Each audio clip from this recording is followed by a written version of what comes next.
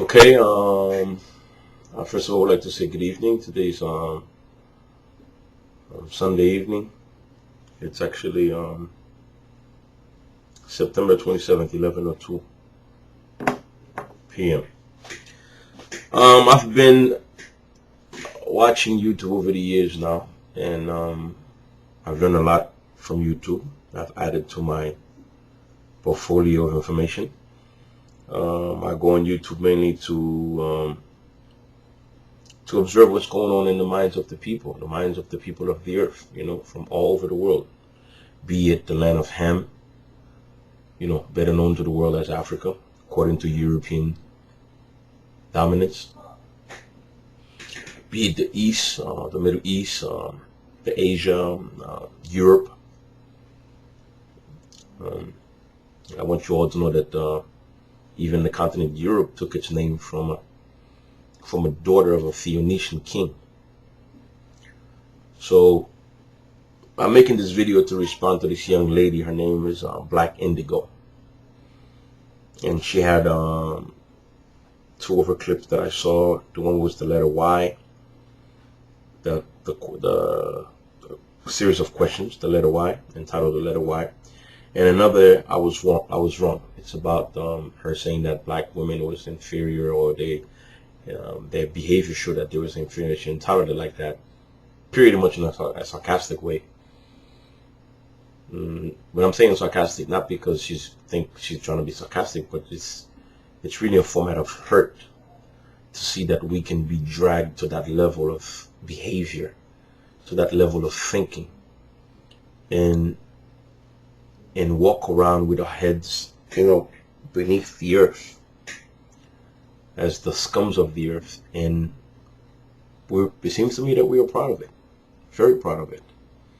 As long as we look or appear to be as quote unquote beauty. So Miss Black Indigo, I would like to say that I was blessed by your videos. You have motivated me and given me the inspiration to make this first video. This is actually my first video on YouTube. I'm going to upload this video on YouTube, and I'm going to send you a clip, because I would like to say to you, first of all, the deception goes deeper. It goes so deep that we must enter the scriptures to understand what's taking place. So to that, I turn to the scriptures. You see, the Western powers, America, named after the famous Italian Amerigo Vespucci. America understood, okay? Great Britain understood, the European world understood, that the only way they will have a power that will be sustained for generations after generation is to erase history. So they worked very hard at erasing history, and they have done a perfect job at history, because even when history is told, it's told from their concepts. Even the words that we use of nations, of peoples, even these words are programmed by them. So it's not just, it's great that you have a series of questions, and that you care for it. You see the suffering of your people, and as a human being, as a person, your heart is towards the people. Our hearts are towards the people. And I wanted to make this video to respond in a format to say that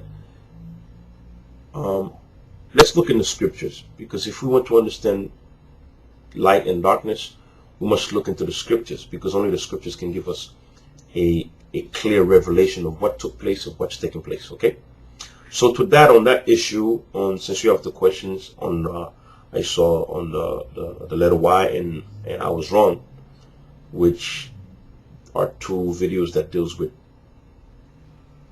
the clothes, and the clothes that we wear, the way we look, the organic foods, and the hair,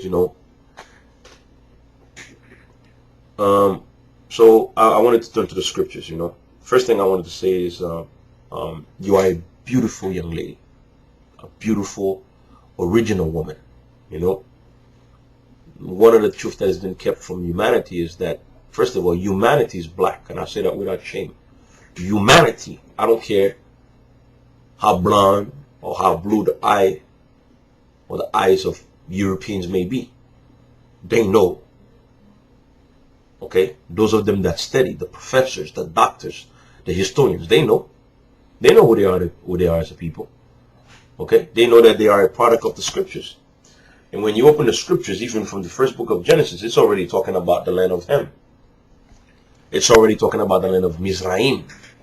It's already talking about the land of Cush, better known to the world as Egypt and Ethiopia. Of course, the Greeks wanted it that way, because when you go into ancient history, you find the Mizraimites and the Cushites are people all throughout scripture, ruling for nearly 4,000 years.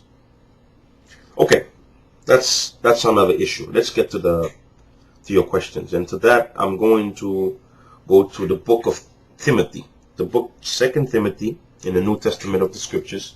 Okay, and I'm going to read verse 9. This is what it says. Verse 9. It's entitled Women's Attire and Conduct. This is what it says. In like manner also, that women adore themselves in modest apparel, with shame, chasteness, and sobriety, not with broidered hair, or gold, or pearls, or costly array. Having said that, many people who misinterpret the scriptures automatically think that Saul, the man's name is Saul, not Paul, okay? In the Hebrew, Saul, okay? They automatically think that Saul was saying that people shouldn't wear these things, or women should not have their hair braided. No, that's not what Saul was saying. What Saul was saying, you have to understand ancient cultures. Ancient culture, it was all about black folks. The pharaohs, the Babylonians, the king of the Hittites, the Canaanites, all these were famous. The Phoenicians, the Philistines, all these, Syria, Lebanon, all these territories were ancient black territories. And those queens, when they walked the earth, they worshiped these people as gods. That's how they worshiped these people. So it was a whole culture around with exactly what you see today. That's why the European woman is so elevated and our people wants to become them. Because in ancient time, that's what Saul was talking about. You see, the women thought it was all about their beauty. And these women, they had beautiful locks. It's not called dreads, okay? Look up the word dreads. The word dread means terrible fear. If I were to face death right now, the fear would be a dreadful fear. So, our captors has made sure that they categorize even our hairs with these negative words. The proper term for that is locks. And I wanted to say, sister, you have some beautiful locks. You are a beautiful woman.